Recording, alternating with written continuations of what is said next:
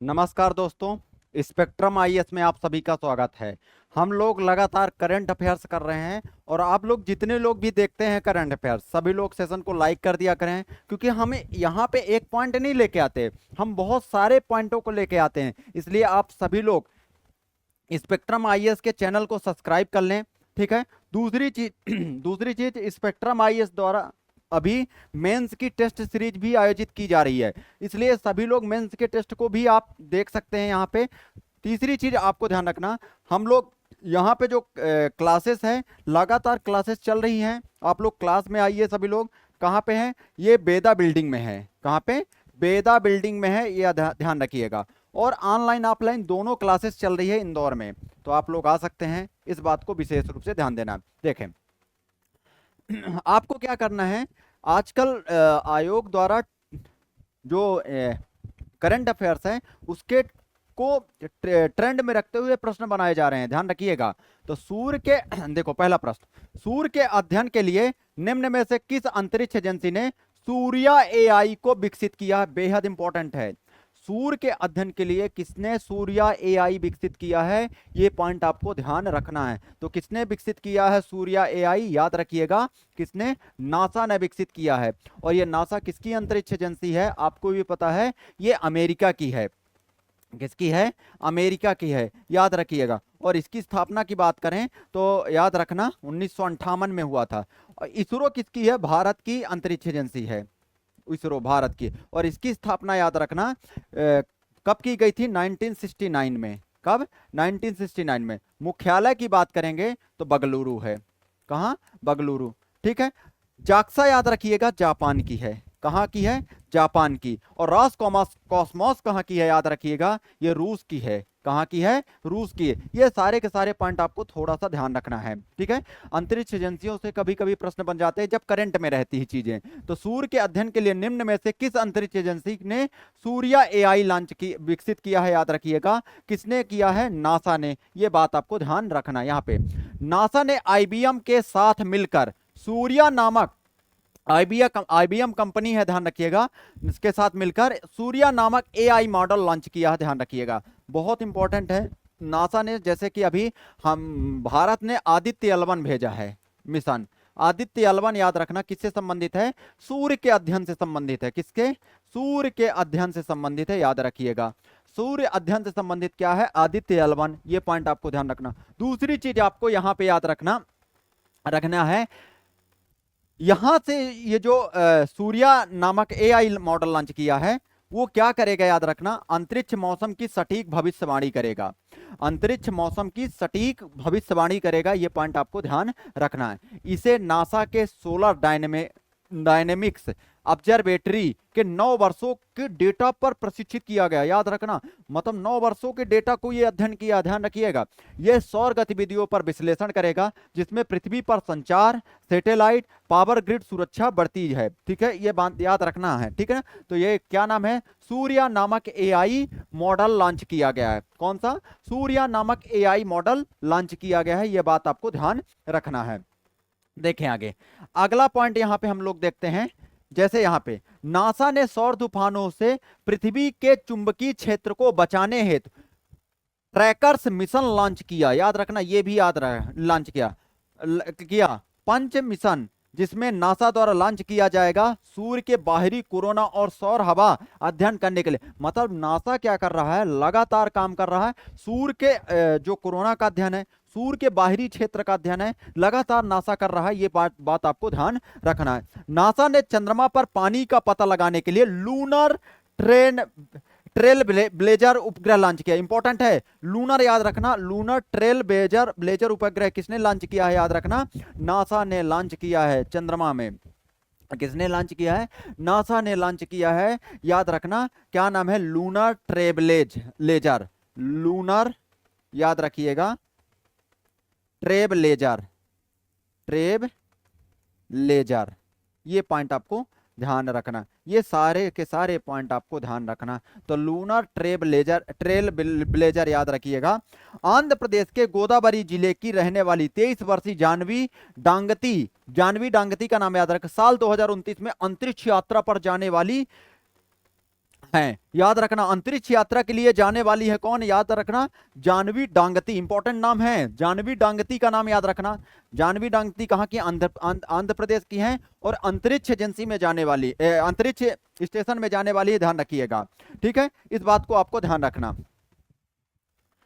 Project Nisar मैंने बताया था, नासा और इसरो के सहयोग से अभी लॉन्च किया गया है। प्रोजेक्ट कौन, निसार, याद रखना, इंपॉर्टेंट है। यूरेनस के 29वें उपग्रह S-225 यूरा खोजा गया, मत याद रखो, बस इसमें आपको मैं बता रहा हूं क्या क्या याद रखना। एक तो याद रखना कि सूर्या नामक एआई मॉडल किसने लॉन्च किया है, नासा ने। क्यों का लॉन्च किया है, सूर्य के अध्ययन के लिए, मतलब उसके सूर्य के बाहरी परत में क्या है, सूर्य के आंतरिक चीजों में क्या है, ये ध्यान रखिए। दूसरी चीज यहां पे आपको याद रखना ये पॉइंट, आंध्र प्रदेश के गोदावरी जिले की रहने वाली 23 वर्षीय जानवी डांगती साल 2029 में अंतरिक्ष की यात्रा पर जाने वाली है, ठीक है। जानवी डांगती याद रखिएगा, इस बात को आपको दिमाग में रखना। निसार याद रखना, इसरो और नासा का मिशन है, इसरो और नासा का मिशन क्या है, निसार, ये बात आपको याद रखना, ये पॉइंट आपको विशेष रूप से ध्यान रखना है। आगे देखते हैं, हाल ही में किस राज्य ने 18 से अधिक उम्र के व्यक्तियों के नए आधार कार्ड बनाने पर पाबंदी लगाई है, ध्यान रखिएगा। असम सरकार ने बड़ा फैसला लेते हुए राज्य में 18 वर्ष से ऊपर के लोगों के को नए आधार कार्ड जारी करने पर 1 साल तक रोक लगाने का निर्णय लिया है। इंपॉर्टेंट है, अनुसूचित जाति, अनुसूचित जनजाति और चाय बागानों में काम करने वाले श्रमिकों को छूट मिलेगी और उन्हें अगले 1 साल तक आधार कार्ड मिलते रहेंगे। मतलब यहां पे याद रखना, असम सरकार ये काम ऐसा कर रही है, कौन, असम सरकार कर रही है, ध्यान रखिएगा। तो हाल ही में किस राज्य ने 18 से अधिक उम्र के व्यक्तियों के नए आधार कार्ड बनाने पर पाबंदी लगाई थी, मतलब 18 वर्ष से कोई ऊपर का व्यक्ति है उस पर पाबंदी लगा दी गई है। किसने किया है, याद रखना, असम सरकार ने किया है, इस बात को आपको याद रखना। लेकिन जो चाय के बागान में काम करने वाले व्यक्ति हैं, और यहां पे और बात कर लें, अनुसूचित जाति के लोग हैं, अनुसूचित जनजाति के लोग हैं, उन पर यह प्रतिबंध नहीं लगा है, याद रखिएगा। ये सारे के सारे पॉइंट आपको ध्यान रखना है। आगे बढ़ते हैं, भारत का पहला 100% डिजिटल साक्षर, हाँ कुछ असम के बारे में और ध्यान रख लो। असम के बारे देखो, एक चीज याद रखना, असम के बारे में कुछ फैक्ट बता रहा हूं, यहाँ पे पॉइंट अपन नोट डाउन कर लेते हैं दिमाग। असम में है माजुली द्वीप, माजुली द्वीप याद रखना, ये ब्रह्मपुत्र नदी पर बना हुआ है। ये भारत का सबसे बड़ा तैरता हुआ द्वीप है, नदी द्वीप है, कुल मिला के नदी द्वीप है, याद रखना, ठीक है। ये पॉइंट आपको असम में याद रखना, बहुत ज्यादा पेट्रोलियम, ब्रह्मपुत्र नदी घाटी के आसपास क्या पेट्रोलियम के प्रचुर भंडार हैं, ब्रह्मपुत्र नदी घाटी के आसपास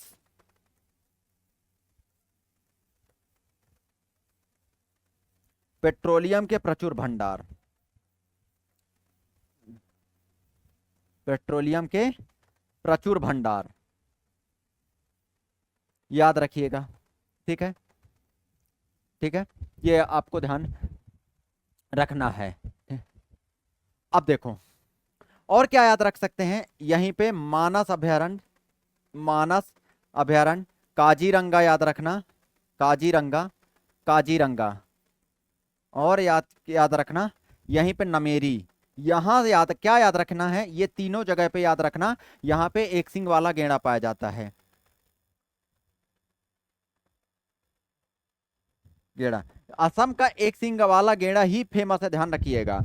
ये सारे, और असम भी बहुत ज्यादा मतलब बाढ़ प्रभावित क्षेत्र के अंतर्गत आता है, ध्यान रखिएगा। काफी उपजाऊ मैदान, यह असम क्या है, एक उपजाऊ वाला मैदान है, मतलब यहाँ पे जलोढ़ निक्षेप लगातार जम रहे हैं, ठीक है, याद रखिएगा।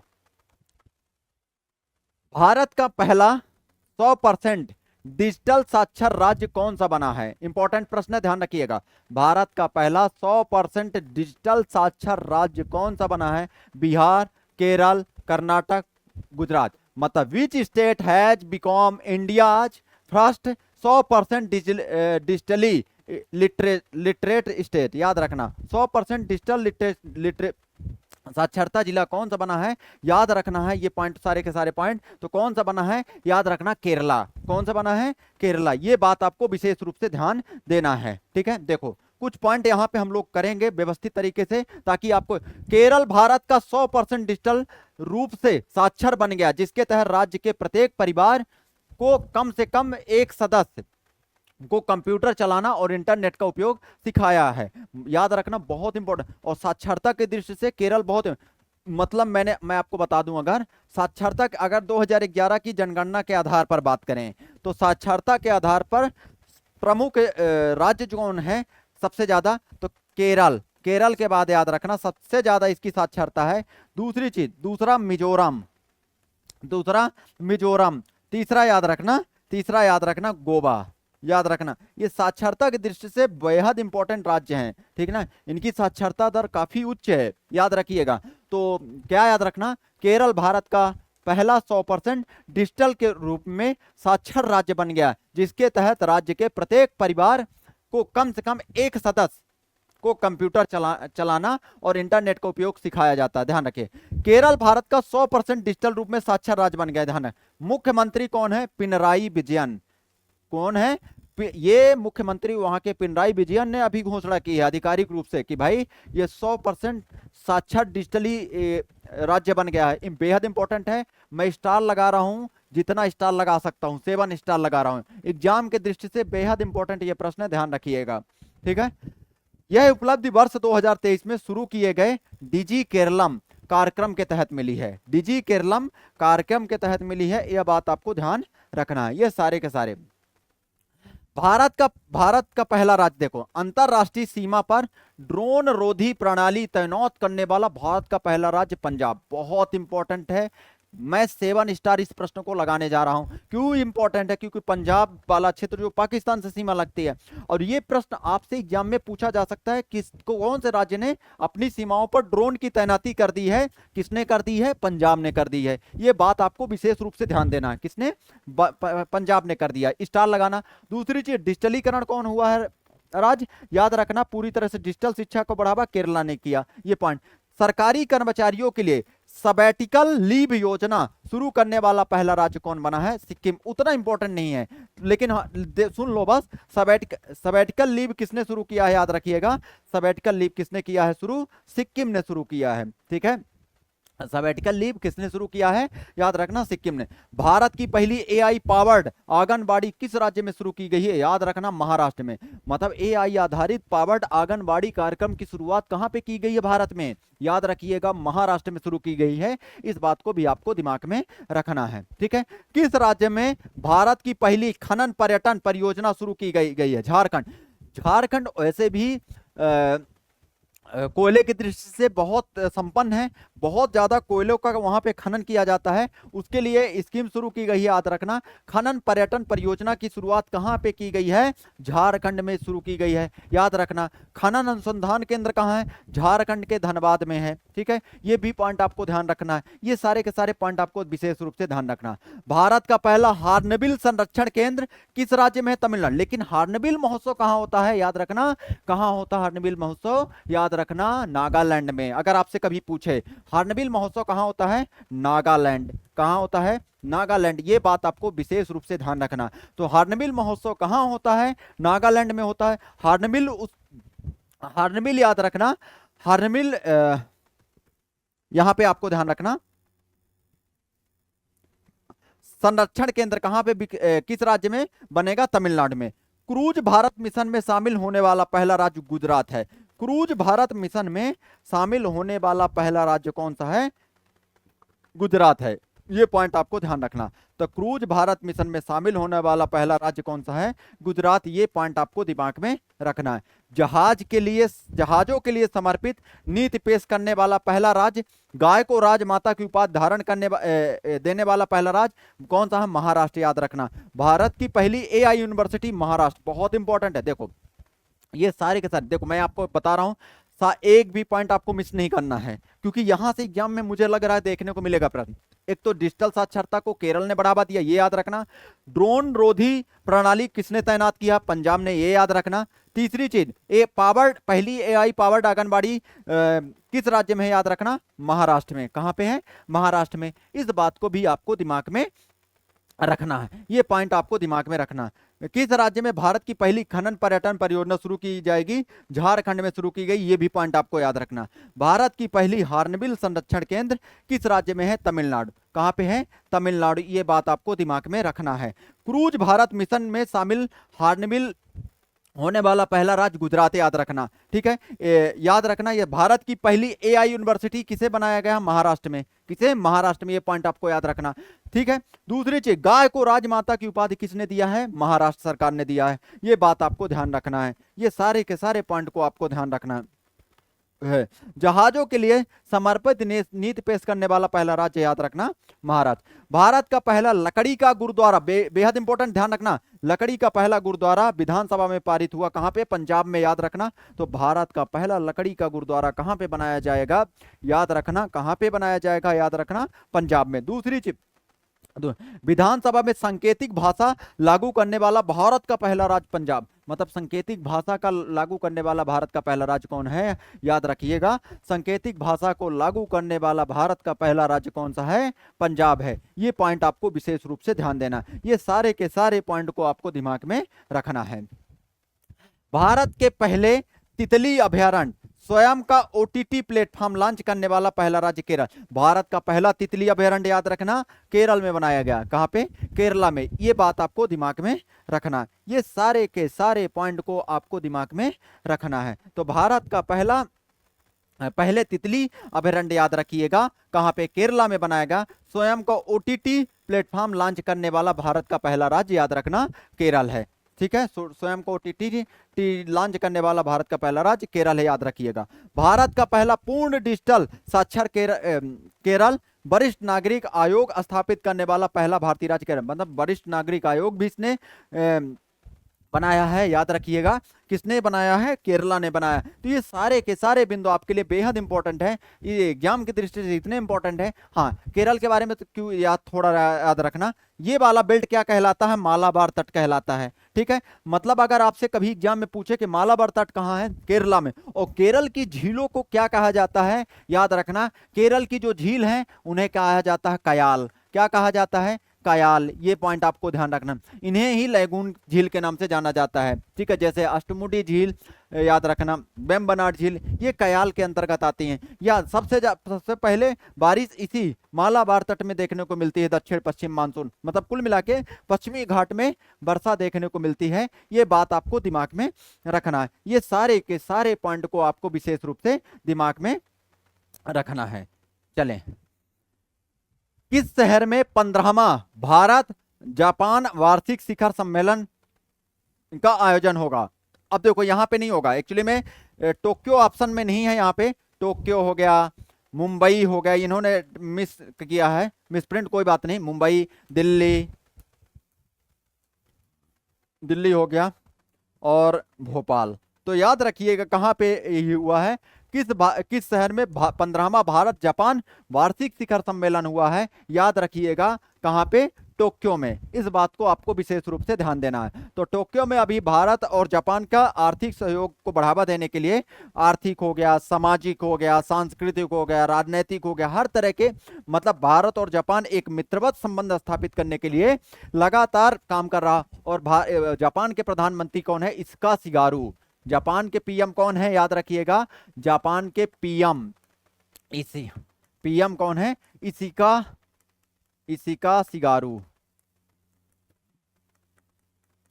कौन है? इशिका सिगारू। ये बात आपको ध्यान रखना है। ये सारे के सारे पॉइंट को आपको ध्यान रखना। तो इशिका सिगारू कौन है? जापान के पीएम है। ये बात आपको विशेष रूप से ध्यान रखना है। ये सारी की सारी चीज आपको दिमाग में रखना। तो केरल में भारत जापान वार्षिक शिखर सम्मेलन का आयोजन, याद रखना, कहां पे किया गया? टोक्यो में किया गया। कहां पे? टोक्यो में किया गया। ये बात आपको विशेष रूप से दिमाग में रखना है। ये सारे के सारे पॉइंट को आपको दिमाग में रखना है। ठीक है, देखो यहाँ पे विदेश मंत्रालय ने घोषणा की कि प्रधानमंत्री नरेंद्र मोदी इस महीने के अंत में उच्च स्तरीय कार्यक्रमों के लिए जापान और चीन के दौरा करेंगे। मतलब अभी विदेश मंत्रालय ने यह घोषणा की है कि जापान और कहां जाएंगे? चीन जाएंगे। ये बात आपको दिमाग में रखना। ये सारे के सारे पॉइंट को आपको दिमाग में रखना है। ठीक है, जापान की राजधानी टोक्यो में 15वां तो कहां पे? टोक्यो में 15वां भारत जापान वार्षिक शिखर सम्मेलन होगा, याद रखिएगा।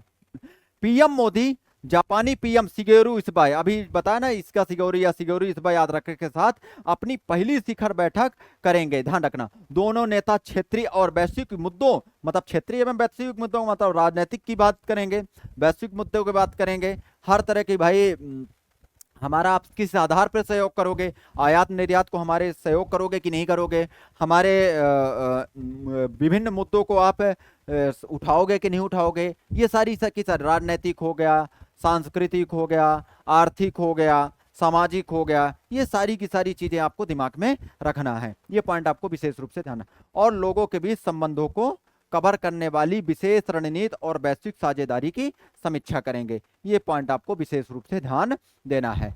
अब देखो यहाँ पे कुछ बातें हम ध्यान रखेंगे। दूसरे बिम्स्टेक बंदरगाह सम्मेलन का उद्घाटन विशाखापट्टनम आंध्र प्रदेश में किया गया। दूसरे बिम्स्टेक शिखर बंदरगाह शिखर सम्मेलन का आयोजन कहाँ पे किया गया? विशाखापट्टनम आंध्र प्रदेश में किया गया। 51वां वार्षिक G7 शिखर सम्मेलन कनाडा, इंपॉर्टेंट है G7 का कनाडा, कैसे याद रखें? G7 कौन सा याद रखना। अभी G7 शिखर सम्मेलन कहाँ? 2025 में, याद रखना कनाडा, कहाँ? कनाडा याद रखिएगा।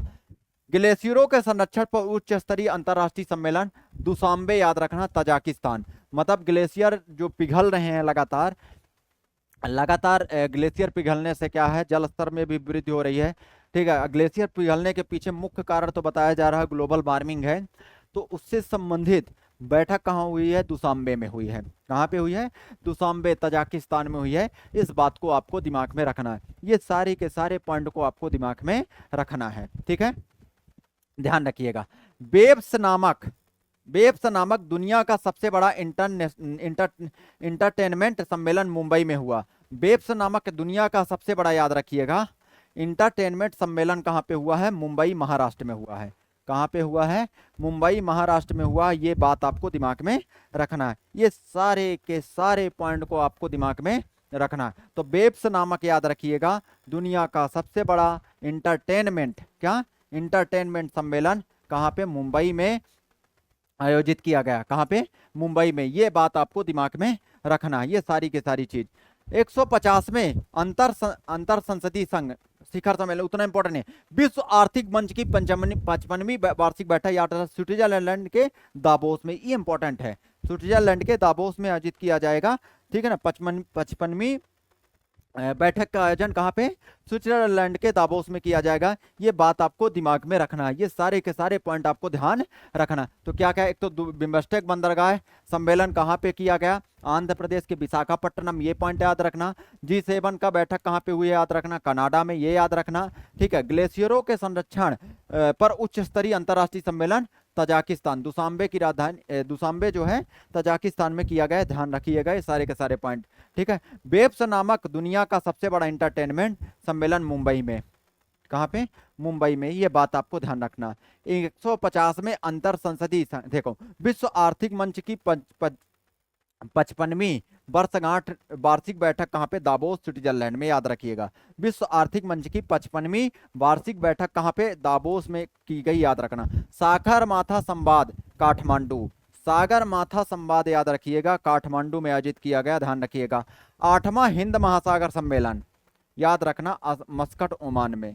8वां हिंद महासागर सम्मेलन, याद रखिएगा, मस्कट ओमान में। ये बात आपको दिमाग में रहना चाहिए, ठीक है। तो मस्कट ओमान, याद रखिएगा, मस्कट ओमान में 8वां हिंद महासागर सम्मेलन हुआ। ये बेहद इंपॉर्टेंट है point. Raisina dialogue new Delhi में तो होता ही है। गेमिंग शिखर सम्मेलन फिलीपींस में, गेमिंग शिखर सम्मेलन कहाँ पे हुआ है? याद रखिएगा, फिलीपींस में।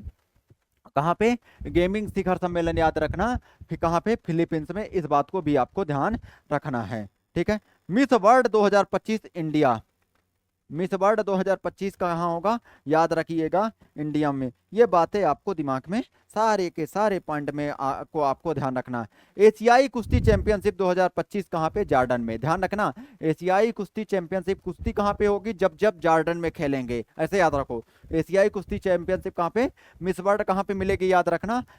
मिस वर्ल्ड 2025 इंडिया होगा में आयोजित किया जाएगा, ध्यान रखिएगा। एशियाई कुश्ती चैंपियनशिप 2025 जॉर्डन में। 8वां हिंद महासागर शिखर सम्मेलन, याद रखना, ओमान। ठीक है, ये पॉइंट आपको ध्यान रखना। ये सारे ये आपके लिए इंपॉर्टेंट प्रश्न है, यहाँ से एग्जाम में आपसे प्रश्न पूछे जा सकते हैं, आपको उस हिसाब से आगे की ओर बढ़ना है। ये सारी बातों को आपको दिमाग में रखना है, ठीक है।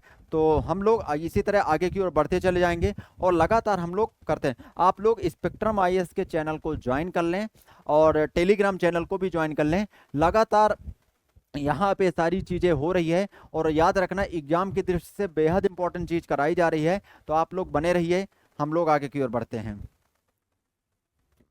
कौन सा संविधान संशोधन विधेयक जो भ्रष्टाचार या गंभीर अपराधों के आरोप में कम से कम 30 दिनों तक लगातार हिरासत में रहने वाले पीएम, सीएम, केंद्रीय या राज्य मंत्रियों को पद से हटाने का प्रावधान करता है, याद रखिएगा कौन सा, 130वां।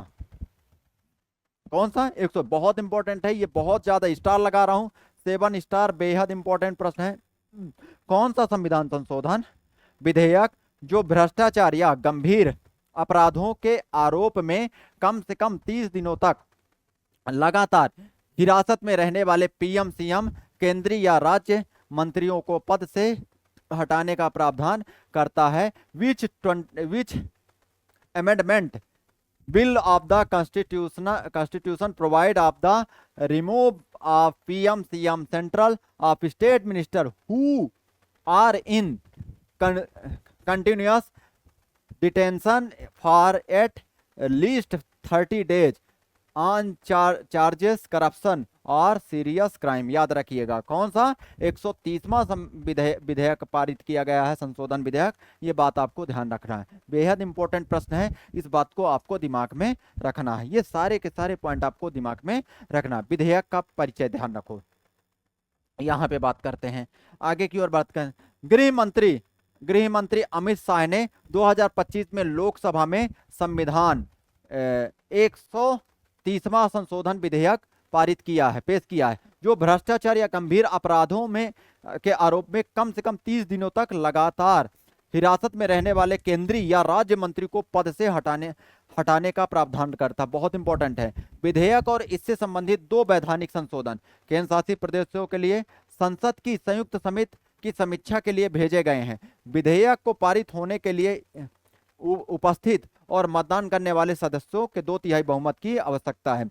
याद रखना ये बहुत इंपॉर्टेंट है, कौन सा 130वां नंबर का विधेयक है, ये पॉइंट आपको विशेष रूप से ध्यान देना है। ये सारे के सारे पॉइंट को आपको दिमाग में रखना है। अगर हम प्रमुख संविधान संशोधन की बात करें जो आपकी एग्जाम की दृष्टि से बेहद इंपॉर्टेंट है, उन सारे टॉपिक को यहाँ पे सम्मिलित कर दिया गया है ताकि आप किसी भी तरह से आपको किसी भी तरह की प्रॉब्लम ना जाए। ये सारी की सारी चीज हम लोग देखते हैं। पहला संविधान संशोधन विधेयक 1951 में आया, ठीक है। इस संशोधन ने 9वीं अनुसूची को संविधान में जोड़ा, याद रखना, और भूमि सुधार कानूनों को न्यायिक पालिका के दायरे से बाहर किया। ये इंपॉर्टेंट है, ध्यान रखना। ये सारे के सारे पॉइंट आपको ध्यान रखना है, ठीक है।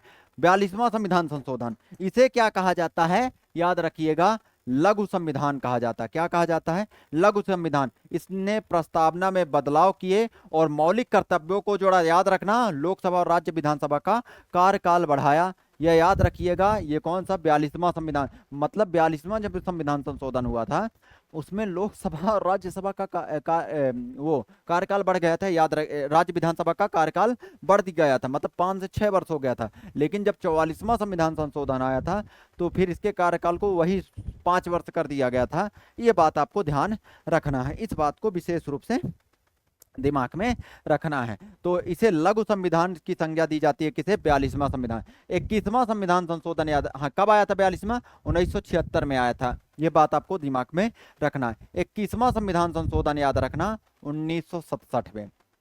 21वां कब आया? 1967 में आया। ये बात आपको ध्यान रखना है कि और सिंधी भाषा को संविधान की 8वीं अनुसूची में और 15वीं भाषा के रूप में जोड़ा गया, याद रखना।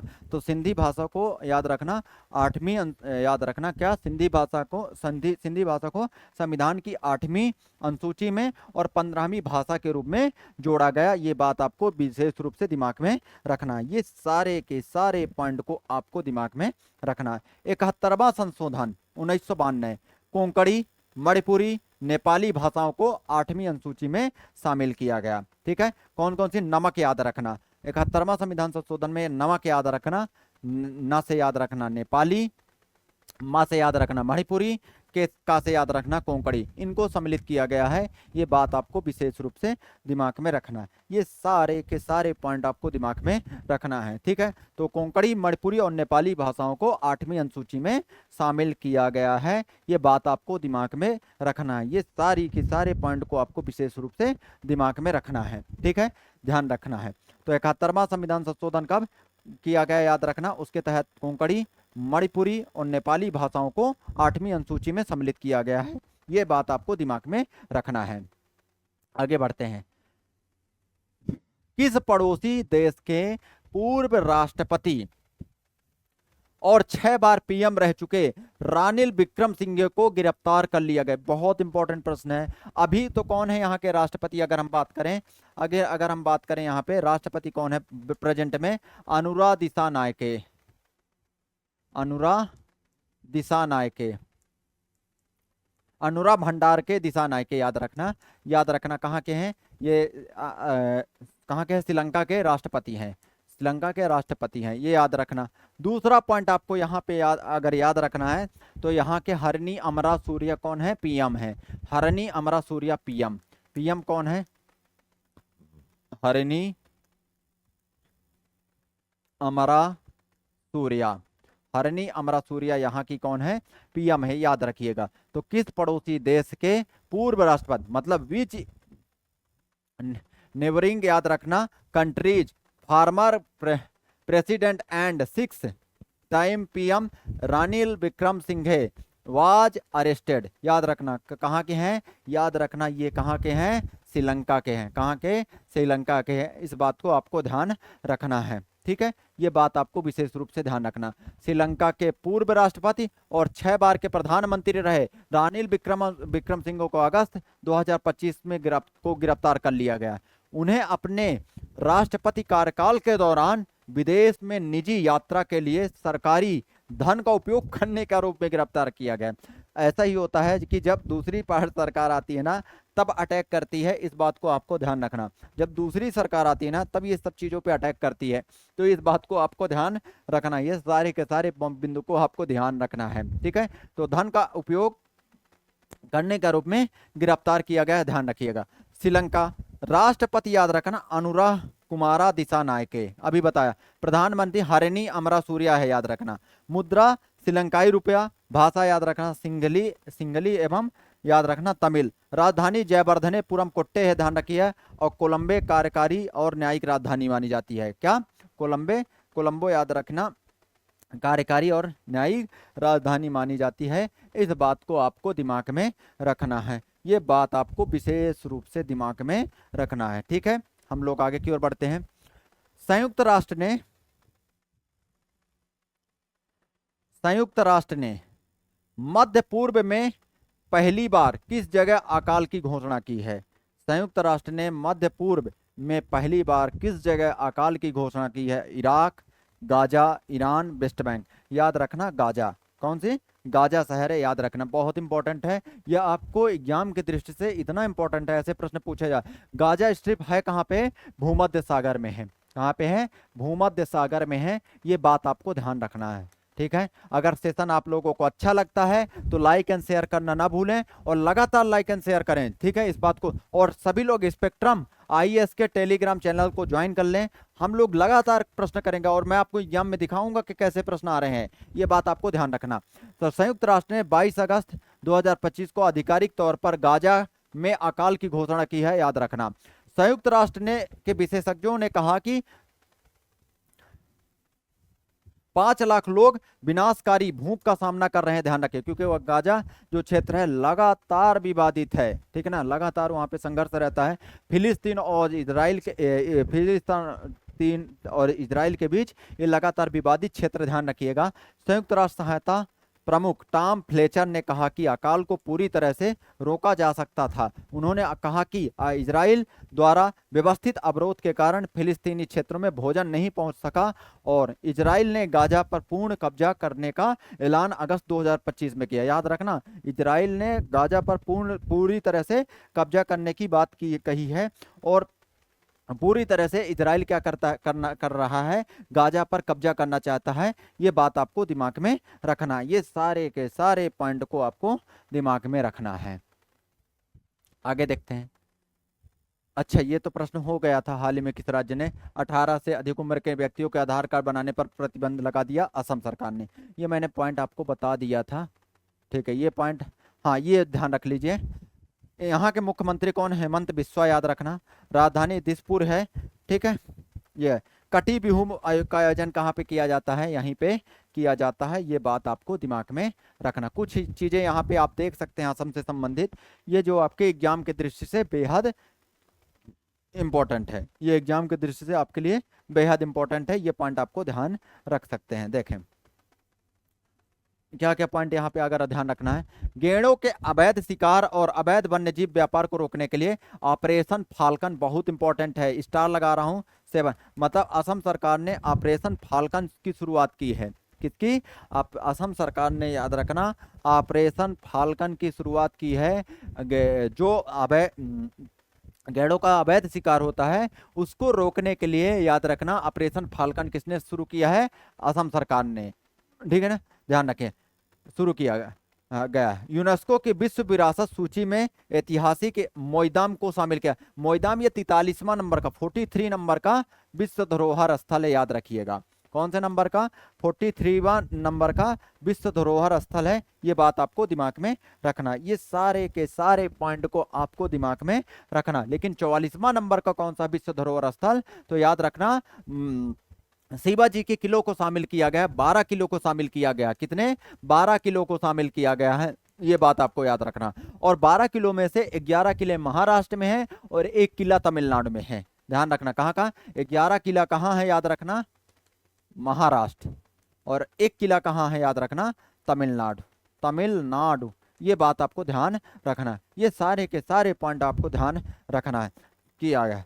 असम राइफल्स के नए महानिदेशक के रूप में विकास लखेरा, याद रखना, असम राइफल्स के नए महानिदेशक, असम राइफल जो है, याद रखना, उसके नए महानिदेशक के रूप में विकास लखेरा ने पदभार ग्रहण किया है। किसने पदभार ग्रहण किया है?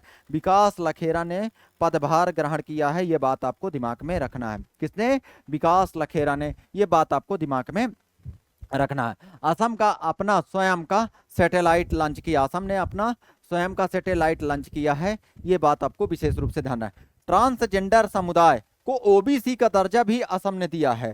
ट्रांसजेंडर समुदाय को ओबीसी का दर्जा भी दिया है, किसने? असम ने दिया है, ये बात आपको दिमाग में रखना होगा, ठीक है। किससे?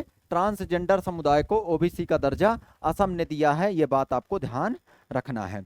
असम के बक्सा जिले में गार्सिनिया कुसमे नामक एक नई वृक्ष की प्रजाति, मत याद रखो ये आपके लिए काम करें, आपके लिए काम का है ये। एक तो ये याद रखना, मोइदाम से याद रखना, यहां पे आपको याद रखना अहोम वंश से संबंधित है। किससे संबंधित है? अहोम वंश के राजा से संबंधित है। ये क्या? मोइदाम, उनकी पिरामिड यहाँ पे है, इस बात को आपको दिमाग में रखना है। ये सारे के सारे पॉइंट आपको, विकास लखेरा असम राइफल्स के महानिदेशक बनाए गए हैं, ये बात आपको दिमाग में रखना है, ठीक है। भारत का 22वां भारतीय अंतरिक्ष संस्थान IIM किस शहर में स्थापित किया गया है? याद रखना, गुवाहाटी। गुवाहाटी कहाँ? असम। अब देखो, मध्य प्रदेश में IIM कहाँ है?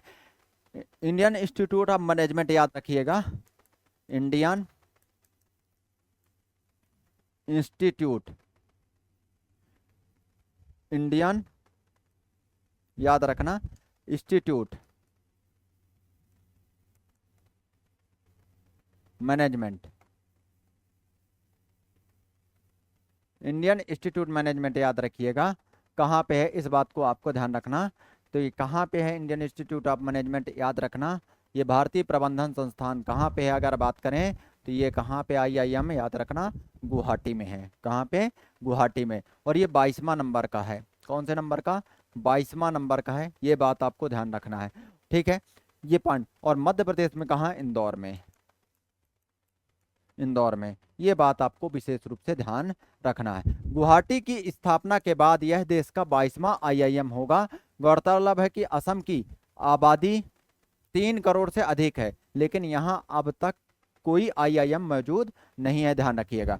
सरकार का कहना है कि यह संस्थान पूर्वोत्तर भारत की शिक्षा और समग्र विकास में अहम भूमिका निभाएगा। ये पॉइंट आपको थोड़ा सा ध्यान रखना। ये सारे के सारे पॉइंट को आपको दिमाग में रखना है। ये सारे के सारे बिंदु को आपको दिमाग में रखना है। ठीक है, ये बिंदु को आपको याद रखते चलना है। हाल ही में DRDO ने एकीकृत हवाई रक्षा सशस्त्र प्रणाली का सफल परीक्षण कहाँ किया। मतलब हाल ही में DRDO ने एकीकृत हवाई रक्षा सशस्त्र प्रणाली का सफल परीक्षण कहाँ पे किया है, याद रखना। तो ये कहाँ पे किया है, याद रखना। Where has DRDO recently successfully tested the integrated air defence armed system, याद रखिएगा। तो कहाँ पे किया है, याद रखिएगा। ये कहाँ पे किया है, आंध्र प्रदेश में। कहाँ पे, तो DRDO ने, याद रखना, सॉरी आंध्र प्रदेश में नहीं, उड़ीसा में। कहाँ पे, उड़ीसा के चांदीपुर में किया है, ध्यान रखिएगा। कहाँ पे, उड़ीसा के चांदीपुर में किया है, किसने, DRDO। और DRDO के, याद रखना, समीर कामत इस टाइम कौन है, अध्यक्ष हैं, याद रखिएगा। दूसरी चीज, DRDO के डिफेंस रिसर्च डेवलपमेंट ऑर्गेनाइजेशन, याद रखना, ये कहाँ पे है, याद रखना। इसका है हेडक्वार्टर कहाँ है DRDO का, नई दिल्ली। कहाँ पे है DRDO का हेडक्वार्टर, याद रखिएगा, नई दिल्ली। ठीक है, और ये परीक्षण कहाँ पे होता है, चांदीपुर उड़ीसा में होता है। चांदीपुर उड़ीसा में होता है, ये बात आपको ध्यान रखना है। कहाँ पे होता है परीक्षण, हमेशा चांदीपुर उड़ीसा में होता है। ये बात आपको विशेष रूप से ध्यान देना है। ये सारे के सारे पॉइंट को आपको ध्यान रखना है।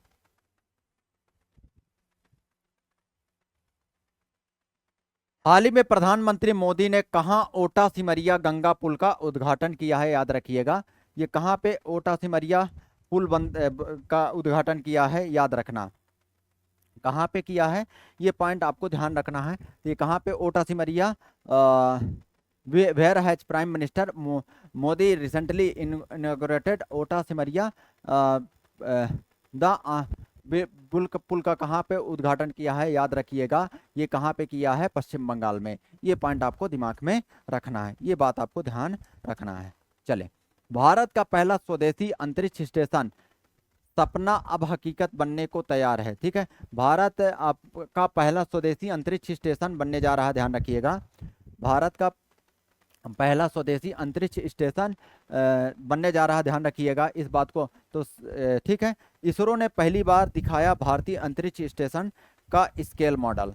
इसरो ने पहली बार दिखाया क्या, अंतरिक्ष स्टेशन, याद रखना।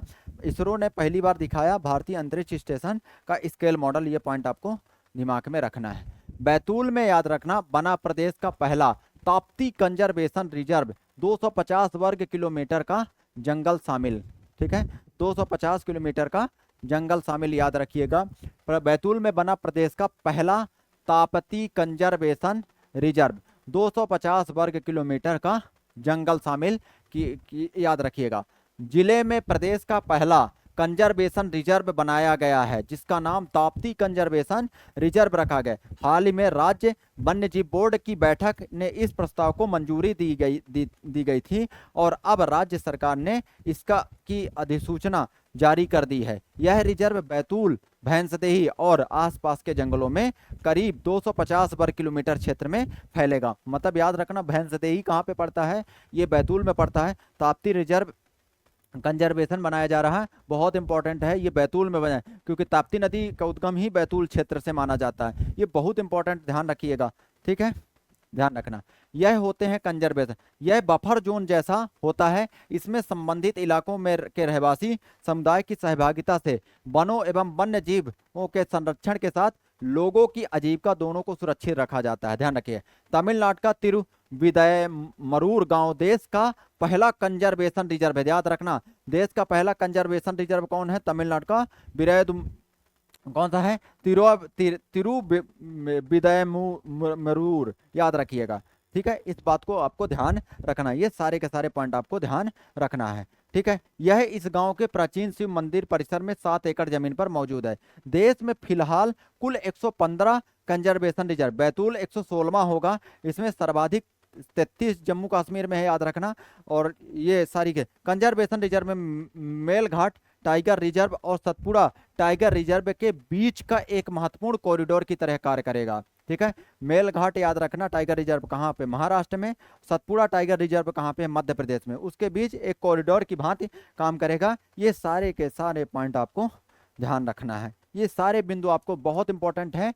तो बैतूल में बना प्रदेश का पहला ताप्ती कंजर्वेशन रिजर्व, ये बहुत इंपॉर्टेंट प्रश्न है, याद रखिएगा। यहाँ से एग्जाम में की दृष्टि से बेहद इंपॉर्टेंट है, ये बात आपको ध्यान रखना है। ठीक है, आईएनएस उदयगिरी और हिमगिरी लड़ाकू युद्धपोत है, याद रखना। ये क्या है? लड़ाकू युद्धपोत है, आईएनएस उदयगिरी और हिमगिरी। ठीक है, आईएनएस उदयगिरी और विशाखापट्टनम में एक साथ याद रखना, आईएनएस उदयगिरी और हिमगिरी लड़ाकू युद्धपोत को उतारा जा रहा है, बहुत इंपॉर्टेंट है, बस इतना याद रखना। आईएनएस उदयगिरी और हिमगिरी क्या है? लड़ाकू युद्धपोत है। ये नौसेना को दिया जा रहा है, किन्हें दिया जा रहा? नौसेना को दिया जा रहा है, इस बात को आपको ध्यान रखना। ठीक है, ये पॉइंट आपको दिमाग में होना चाहिए, ये सारे के सारे पॉइंट को आपको ध्यान रखना है। तो आईएनएस उदयगिरी और हिमगिरी क्या है? एक तरह का लड़ाकू युद्धपोत है। क्या है? लड़ाकू युद्धपोत, ये पॉइंट आपको ध्यान रखना है, लड़ाकू युद्धपोत है, ये पूछा जा सकता है। क्या? आईएनएस उदयगिरी एवं हिमगिरी, याद रखना किसको? नौसेना को सौंप दिया गया है, ध्यान रखिएगा। रक्षा मंत्री संघ सेनाध्यक्ष होंगे शामिल। महू में पहली बार तीनों सेनाओं का रण संवाद, बहुत इंपॉर्टेंट है, स्टार लगाना। महू को नो फ्लाई जोन घोषित किया गया, महू को नो फ्लाई जोन। ऑपरेशन सिंदूर के बाद पहली बार तीनों सेनाओं द्वारा युद्ध पद्धति में नवाचार रणनीति विमर्श को लेकर राष्ट्रीय स्तर पर रण संवाद 2025 आयोजित किया जा रहा है। ये पूछा जा सकता है क्योंकि एग्जाम के ये महू कहाँ पे पड़ता है? इंदौर जिले में पड़ता है। तो यहाँ पे रण संवाद किया जाए, तो ऑपरेशन सिंदूर के बाद पहली बार तीनों सेनाओं द्वारा युद्ध पद्धति में नवाचार और रणनीति विमर्श, याद रखना तीनों सेनाओं के प्रमुख को आप बताएंगे। देखो मैं मध्य प्रदेश से संबंधित दो सेनाओं के प्रमुख को बता, एक तो दिनेश त्रिपाठी, याद रखिएगा, ये त्रिपाठी सर, और नाम याद रखना उपेंद्र द्विवेदी सर, उपेंद्र द्विवेदी। ये हैं कहाँ के? याद रखना, ये हैं दिनेश त्रिपाठी सर कहाँ के? सतना के हैं, याद रखिएगा। ठीक है, मौढ़र जगह के हैं। उपेंद्र द्विवेदी सर कहाँ से हैं? रीवा से। लेकिन याद रखना वायुसेना प्रमुख कौन है ये आप बताओगे। दिनेश त्रिपाठी नौसेना के हैं प्रमुख, नौसेना, याद रखना। और थल सेना के उपेंद्र द्विवेदी जी हैं, थल सेना। वायुसेना के कौन है? ये कमेंट बॉक्स में आप कमेंट करिएगा, वायुसेना के प्रमुख कौन है, ये बात आप याद रखिएगा। ठीक है, ये सारे के सारे पॉइंट आपको दिमाग में। सीडीएस कौन है ये भी याद रखना, अनिल चौहान। सीडीएस कौन है? याद रखना अनिल चौहान। ये पॉइंट आपको याद रखना है, ये सारे के सारे बिंदु को आपको दिमाग में रखना है। ठीक है, तो सीडीएस कौन है? अनिल चौहान, ये बात आपको दिमाग में रखना है, ये सारे के सारे। क्या जलवायु संकट का बड़ा सबक है ओरेगन की आग? बहुत इंपॉर्टेंट है। अमेरिका के ओरेगन में फ्लैट फायर नाम की भीषण आग अब तक 22,000 एकड़ से ज्यादा जंगल को खाक कर चुके हैं। अभी अमेरिका में ओरेगन में की जंगल में आग लगी हुई है, ध्यान रखिएगा। अमेरिका के जंगल में क्या लगी हुई है? आग लगी हुई है, इस बात को आपको ध्यान रखना है। ठीक है, ये पॉइंट आपको। तो क्या जलवायु संकट का बड़ा सबक है ओरेगन?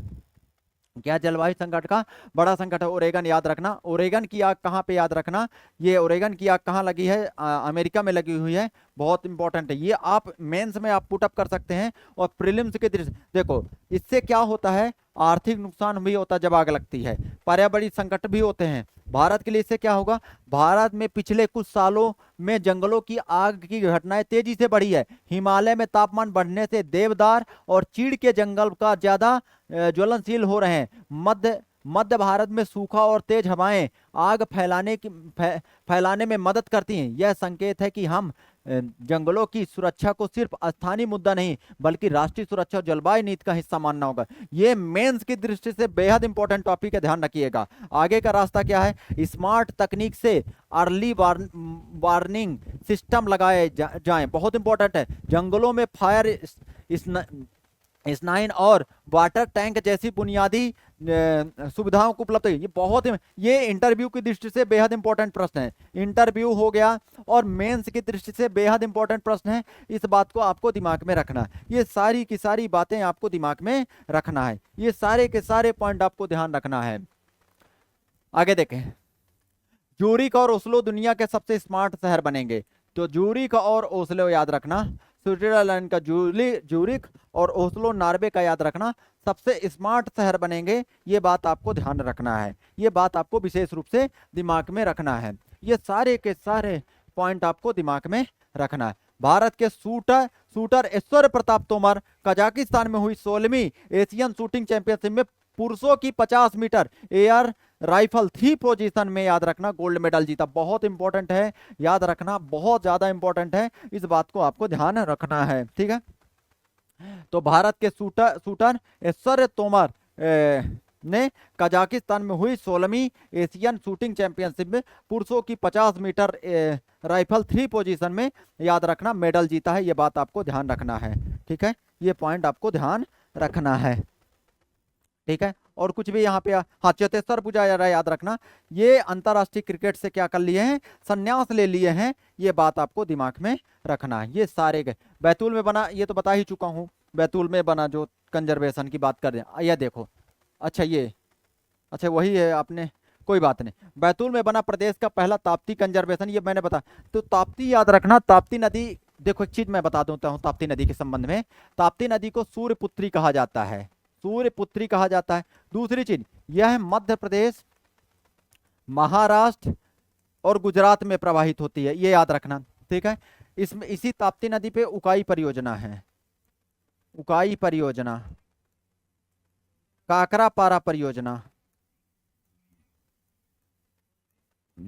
पारा याद रखना, ये गुजरात में है। और इसका अपवाह क्षेत्र की बात करें, ताप्ती नदी का सबसे ज्यादा, ताप्ती नदी का सबसे ज्यादा अपवाह क्षेत्र की बात करें तो ये महाराष्ट्र में है, महाराष्ट्र में है, ठीक है। ये सबसे ज्यादा इंपॉर्टेंट है। ये सारे के सारी चीजों को आपको दिमाग में रखना है, ठीक है। तो आज का हम लोग सेशन यहीं तक करेंगे और लगातार हम लोग आगे की ओर बढ़ेंगे, ठीक है। इन बातों को विशेष रूप से आपको दिमाग में रखना है। देखो, आप लोग स्पेक्ट्रम आईएएस के चैनल को ज्वाइन कर लें, ठीक है। यहाँ पे देखो, मैं आपको बता देता हूँ, स्पेक्ट्रम आईएएस एमपीपीएससी 2025-2026 के लिए नवीन बैच यहाँ पे प्रारंभ कर दिए गए हैं। और ठीक है, ये 1 अगस्त से प्रारंभ है, ध्यान रखिएगा। यहाँ पे विषयवार जीएस, सी सेट की क्लासेज, 50 से अधिक plus topic, 22 test, 10 full length test, daily classes, ठीक है। ये अनुभवी फैकल्टी गाइडेंस, ये सारी की सारी चीज़ें, ये सारी की सारी चीज़ें उपलब्ध कराई जा रही है। यहाँ पे ये है कहाँ पे क्लासेस, याद रखिएगा, वेदा बिजनेस में है, कहाँ पे, वेदा बिजनेस में है, भबर कुआं। और यहाँ पे ये नंबर की अगर बात करें तो आप दिए गए नंबर पे संपर्क कर सकते हैं, और ये संपर्क सूत्र में आप सभी लोग संपर्क सूत्र साध सकते हैं। ये सारी की सारी चीज लगातार उपलब्ध कराई जा रही है, और आप लोग बने रहिए, ठीक है। स्पेक्ट्रम आईएएस के चैनल को सब्सक्राइब कर लें और इसके टेलीग्राम को भी सब्सक्राइब कर लें, और आपसे मिलते हैं नेक्स्ट क्लास में। Have a nice day, thank you so much.